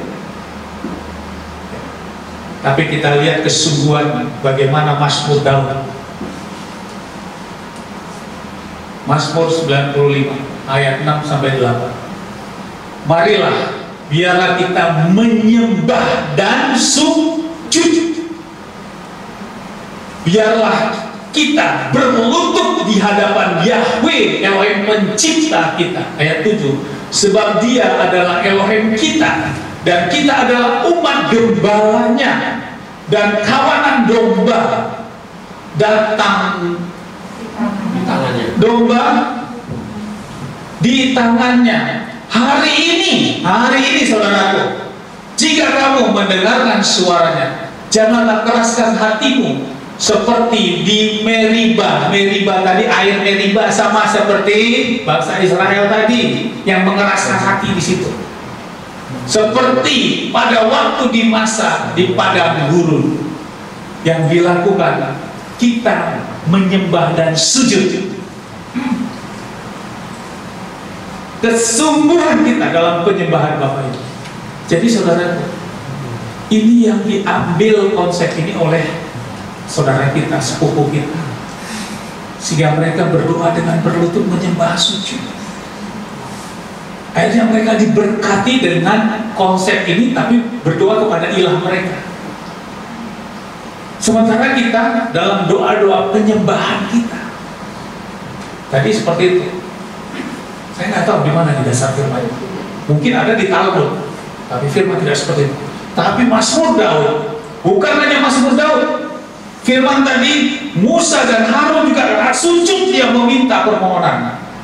Ya, kita lihat tadi perkataan sujud.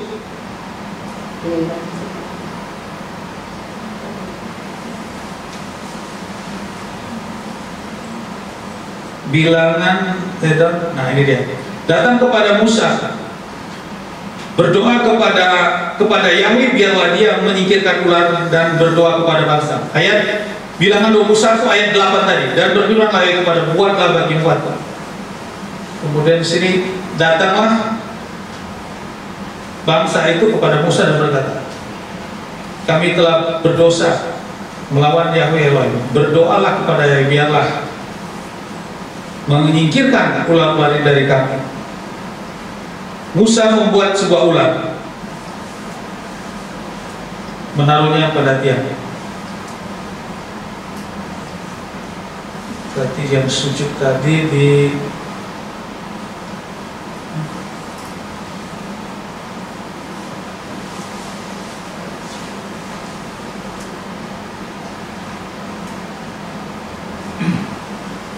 jadi sikap untuk sembah sujud ini diambil konsepnya oleh agama seberang. Kadang kita berdoa, Bapa kami, ini konsepnya di mana? Dasar firmannya di mana? Saya merenungkan firman ini belum lama, Bapak Ibu. Dan saya lakukan ini. Kapan kita lakukan? Tentu di dalam doa-doa pribadi kita. Doa di dalam bangsa Israel ada doa pagi, ada doa siang, ada doa malam, maghrib. Di dalam doa-doa khusus kita lakukan dengan bersujud, saudara. Atau dalam persekutuan doa sujud. Sama seperti ular tadi, kesungguhan kita bukan hanya ramah tapi nada kesungguhan, berpengharapan. Kita lakukan dengan kita bersujud, berlutut dan bersujud, menyembah. Ya, marilah biarlah kita menyembah dan sujud, biarlah kita berlutut di hadapan Yahweh yang pencipta. Yesua HaMasiah juga sama. Saat Yesua naik, pada saat dia mau akan waktunya untuk disalib, dia juga naik dan dia berlutut dan menyembah. Konsep ini kita ambil, saudara. Kita lakukan. Berat, tidak berat. Tapi lihat nanti, saudara. Karena kita mau taat, kita mau lakukan tentang hal ini. Kalau dibilang, Pak Esra kan Bapak Maha Tahu, Tuhan kan Maha Tahu. Saya doa gini kan bisa, iya. Dalam doa-doa biasa iya, tapi untuk doa-doa khusus kita, doa-doa khusus pribadi kita di rumah, bukan berarti doa kita mau makan doa yuk kita sujud, ya nggak begitu juga, saudara. Dalam doa penyembahan pribadi kita di kamar, di ruangan manapun. Kalau masalah arah timur, barat, utara, selatan, Yeshua sudah katakan kau tidak perlu lagi menyembah di gunung itu. Yang dia inginkan adalah menyembah dalam roh dan kebenaran. Jadi arah tidak masalah. Tapi bagaimana proses kita menyembah itu? Mazmur mengatakan. Dan lihat, banyak firman dan para nabi atau para yang diminta untuk dapat mendoakan, mereka bersujud. Bukan hanya duduk. Ini yang menjadi suatu harapan kita. Kayak kehilangan KPM kain jemaat-jemaatnya terus akan didewasakan untuk masuk di dalam ketaatan dan melakukan firman. Mungkin Pak, saya kok begini, belum nembus, lakukan ini. Ini firman ya Bapak Ibu. Daud seorang raja, dia melakukan perang, melakukan kegiatan apapun, dia bertanya dulu kepada Bapak Yahweh. Kalau dia tidak Bapak kepada nabi-nabi yang ada di sekitar situ, dia tanya dulu. Saya mau berperang dulu, tanya dulu. Karena apa? Dia percaya otoritas Bapak Yahweh. Dia bukan atas rancangan dia saja, dia berstrategi taktik hanya kepada sang penguasa. Dan melakukan sujud menyembah. Jadi benar mereka sepupu kita lakukan itu. 5 waktu mereka sujud seperti itu. Tapi kita dengan gagahnya gak perlu begitu. Ya. Padahal tidak ada firmannya. Kalau ada mungkin gak apa-apa, saya ditegur Pak Esra. Ini loh Pak Esra, kita gak perlu sujud-sujud. Ada ini kok, gak perlu sujud kita ini. Iya, berbicara doa penyembahan. Dengan doa penyembahan, dengan kita melakukan pujian penyembahan itu tentu berbeda. Dalam doa penyembahan kita benar-benar sujud. Sehingga kita mampu untuk menembus, kita lakukan tahapan prosesinya sesuai perintah Bapak Yahweh, dan hidup kita juga sesuai dengan Bapak Yahweh. Kita percaya kerinduan doa-doa kita tebus. Amin. Amin Bapak Ibu. Selama ini kok kayaknya enggak, coba lakukan ya. Bukan coba, firman itu katakan. Ayo lakukan. Dalam doa Bapak Ibu. Ya saya juga sampaikan, saya renungan pagi yang saya sampaikan. Saya melalui proses berlutut dulu Bapak Ibu. Ya, saya perlu berlutut dan menyembah. Baru firman saya sampaikan. Jadi renungan pagi itu bukan renungan pagi yang harus saya lakukan ketik-ketik selesai, tidak. Tapi saya pergumulan pribadi saya sebagai gembala. Jam 3, setengah 4 saya bangun, saya menyembah hampir setengah jam kurang lebih. Baru saya renungan firman apa, baru itulah naik renungan pagi kita. Ya, kurang lebih 5 sampai 6 menit. Dan puji Bapak Yahweh, buat saya suatu hal yang luar biasa. Proteksi kita, kehilangan kita, semua kita, ya, menjadi bagian kita.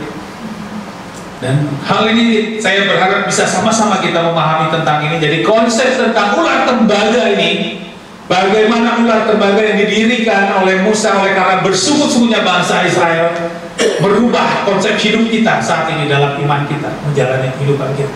Kita datang menyembah dengan sungguh-sungguh, bukan hanya sekedar.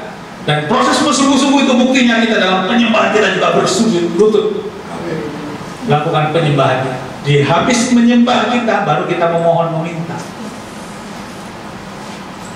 Pak, kok kayak ikut-ikut sebelah? Bukan ikut-ikut sebelah. Yang sebelah itu sebenarnya ikut-ikut kita. Amin. Karena usia kita sendiri sudah 5.781.